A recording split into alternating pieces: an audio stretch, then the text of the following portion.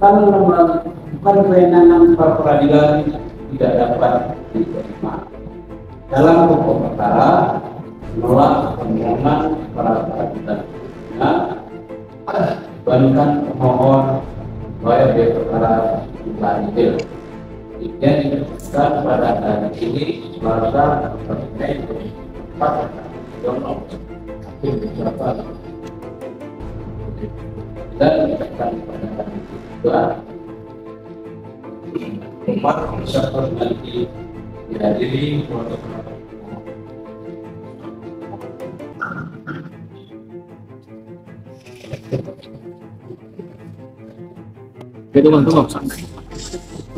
tanggapannya tentu kita kecewa ya kalau kita lihat putusannya tidak mempertimbangkan dalil-dalil yang kami berikan sendiri. Hakim bilang bahwa sudah punya 2 alat bukti, gitu kan. Padahal di dalil kami nyatakan bahwa alat bukti keterangan saksi dan keterangan ahli itu nggak ada. Keterangan ahli itu baru dibikin 2 April 2024. Sedangkan penetapan tersangkanya itu November 2023. Jadi waktu ditetapkan sebagai tersangka belum ada alat bukti itu. Nah, jadi dia harus melihat dong di situ ketika ditetapkan sebagai tersangka ada nggak alat buktinya, ya kan? Jadi itu sama sekali tidak dibahas oleh hakim. Padahal jelas-jelas kami tulis dalam kesimpulan dan kami tulis juga di dalam permohonan. Ya seharusnya yang namanya hakim menilai semua itu dari 2 belah pihak, nggak bisa satu pihak aja. Ya, dan juga mengenai keterangan saksi dia nggak bilang bahwa seluruh keterangan saksi yang ada, ya, yang BAP saksi itu, mereka itu sama sekali tidak tahu tentang perkara itu, nggak pernah lihat, nggak pernah dengar, nggak ada di situ. Jadi itulah bukan alat bukti. Ya. Jadi kalau cuma surat doang itu bukan alat bukti, itu satu. Terus kedua adalah untuk mereka bisa membuat laporan polisi seharusnya ada penetapan pengadilan yang diajukan oleh kejaksaan. Itu juga nggak ada dan nggak dibahas juga oleh hakim. Ya, jadi saya melihat bagaimana institusi kehakiman saat ini sudah runtuh. Mereka takut sama polisi. Ya, saya sudah bilang bahwa ini ada tekanan.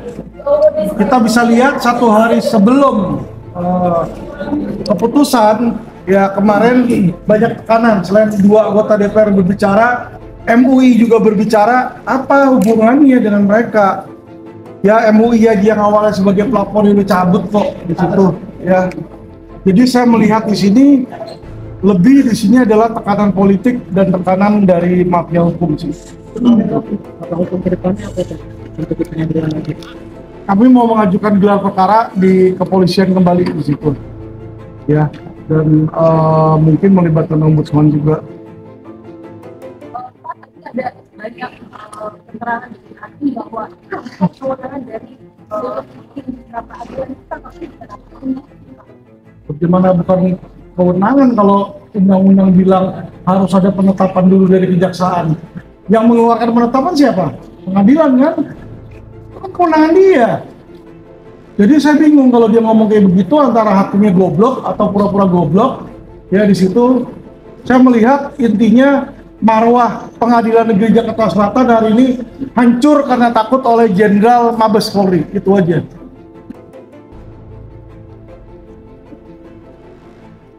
Siapa di ombudsman Pak? Oh iya tentu, kita udah siapin juga surat untuk permohonan gelar perkara sebagaimana sesuai perkap ya. kapan targetnya? Terkait dengan pra peradilannya atau Pra peradilan dan terkait dengan penetapan tersangka yang tidak ada dan pendidikan yang nggak benar itu. Selayaknya tadi Pak menyampaikan hakim bahwa tidak menerima segala bentuk kesaksian yang disampaikan oleh pemohon.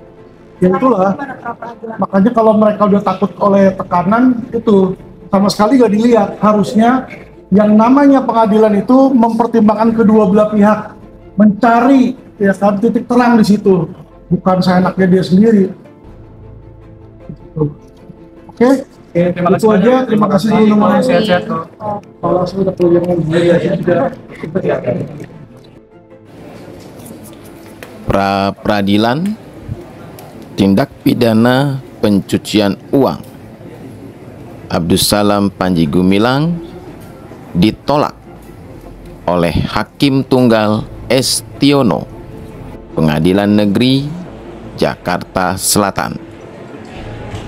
Dalam amar putusannya hari Selasa 14 Mei 2024, Estiono menolak seluruh permohonan pra-peradilan yang diajukan oleh kuasa hukum Abdussalam Panji Gumilang, Alvin Lim, dan kawan-kawan. Tentu saja putusan Hakim Estiono ini seolah melegitimasi terkait adanya dugaan intervensi terhadap Ketua Pengadilan Negeri Jakarta Selatan.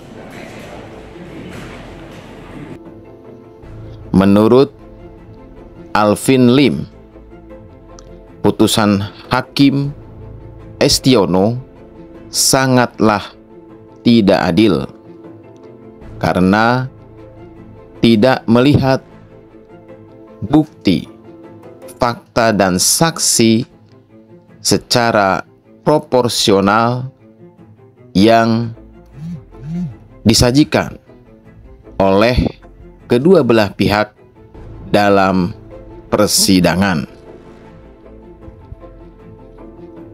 Alvin Lim akan menempuh jalur gelar perkara di Mabes Polri.